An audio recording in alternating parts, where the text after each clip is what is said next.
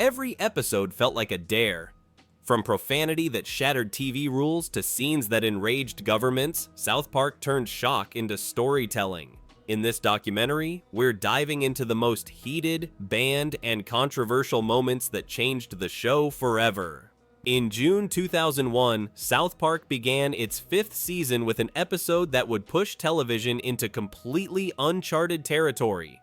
The title was "It Hits the Fan," and the title wasn't kidding. Within 22 minutes, the word "shit" was said 162 times, each one counted on screen with a glowing counter ticking like a time bomb.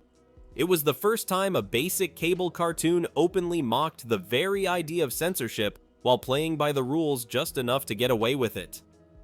The network let it air uncensored, and audiences couldn't believe what they were hearing. This wasn't just profanity for shock value, it was Trey Parker and Matt Stone holding a mirror to American television, showing a country terrified of words but numb to violence. The episode became a social experiment disguised as satire, and overnight South Park turned from a controversial cartoon into a cultural statement. Viewers laughed, critics panicked, and parents scrambled for the remote, but there was no taking it back. South Park had officially declared war on network standards, and they'd won the first battle with a single 4-letter word.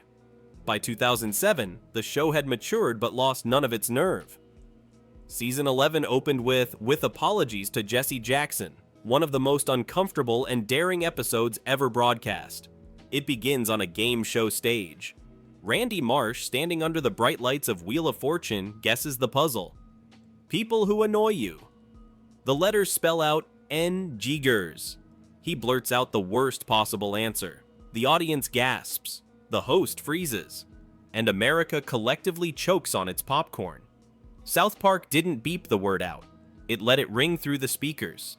It was said around 43 times during the episode, not for laughs, but to force the audience to confront how easily a word can ignite national outrage. The story that followed took Randy through humiliation, apology tours, and a bizarre meeting with Jesse Jackson himself, portrayed as a self-appointed moral authority. Beneath the absurdity, Parker and Stone dissected the mechanics of racism and public forgiveness. Who gets to decide when someone has atoned? Who benefits from outrage? It was satire at its sharpest, vicious, relevant, and way too honest for comfort. But before that, back in November 2005, came Trapped in the Closet, Season 9, Episode 12. The episode that would prove South Park wasn't afraid to challenge power, even when it had a Hollywood face. The target was Scientology, and at the center of the storm stood Tom Cruise. The plot was simple. Stan takes a Scientology personality test, scores absurdly high, and is told he might be the next prophet. Tom Cruise hears this and hides in Stan's closet, refusing to come out, literally. The gag repeats endlessly until it becomes a running metaphor for both celebrity ego and suppressed truth. The show, called The Church of Scientology a Scam, mocked its doctrine line by line and ended with a scroll of text that read like a legal dare. Reports surfaced that Viacom executives faced pressure from Cruise's camp. Isaac Hayes, the voice of Chef and a Scientologist himself, quit the show in protest. But Parker and Stone refused to apologize. Instead, they released the episode credited to John Smith and Jane Smith, the biggest sarcastic shrug in television history. In 20 minutes, they exposed how fragile fame could be when confronted by mockery and how far South Park would go to keep laughing in the face of lawsuits. Then came 2010, the landmark 2-part event, 200 and 201.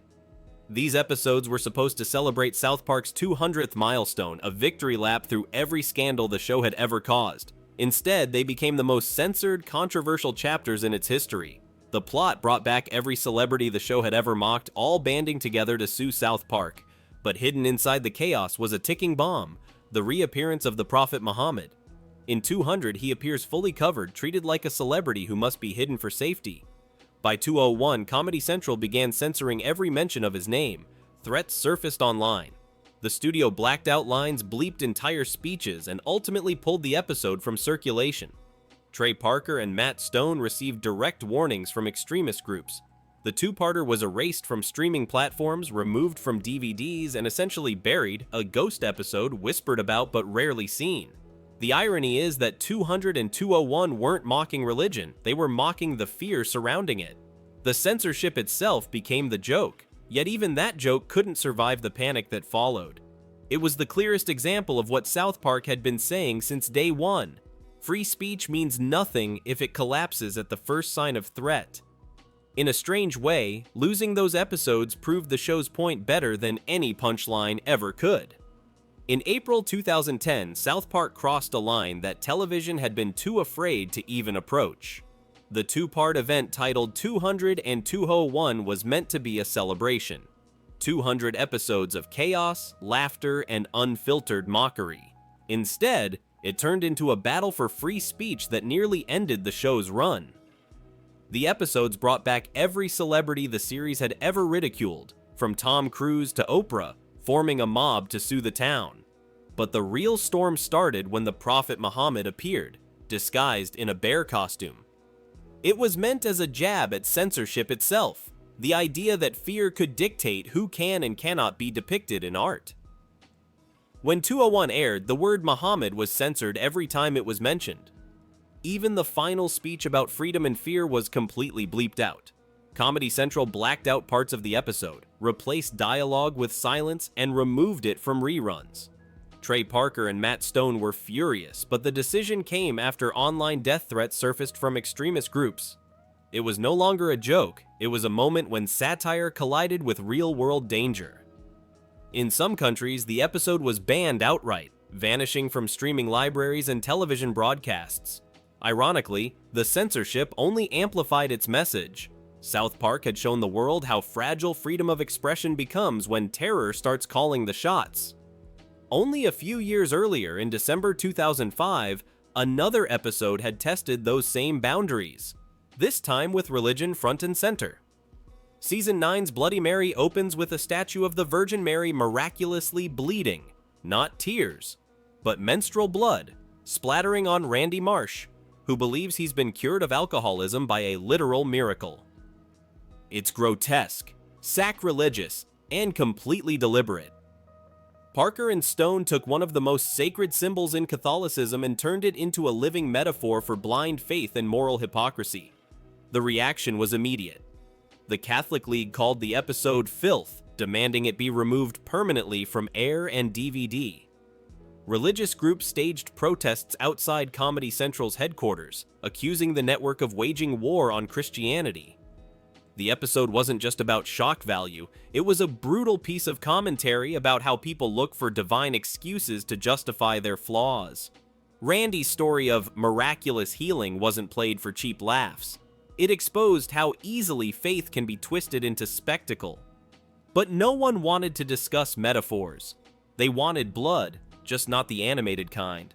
Bloody Mary remains one of the few South Park episodes to trigger coordinated boycotts, letters to Congress, and threats of legal action. Yet it's also a perfect example of what makes the show different. It doesn't attack religion for existing, it attacks hypocrisy hiding behind it. Jump back to July 2001 and the controversy wasn't about faith or censorship, it was about pure psychological horror. Scott Tenorman Must Die Season 5 Episode 4 isn't just a fan favorite. It's the moment Eric Cartman officially crossed from schoolyard bully to television villain. The story starts simply.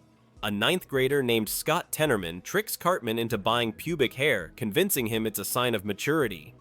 What follows is one of the darkest revenge arcs in animation history. Cartman manipulates, schemes, and ultimately engineers the death of Scott's parents, grinds them into chili, and serves it to him at a festival. The twist?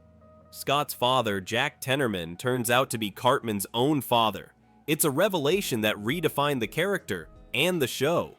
Fans were stunned, critics were horrified, and Trey Parker reportedly called it one of the best things they'd ever written. There were no politics, no social commentary, just raw, unapologetic cruelty dressed up as comedy. It wasn't satire anymore.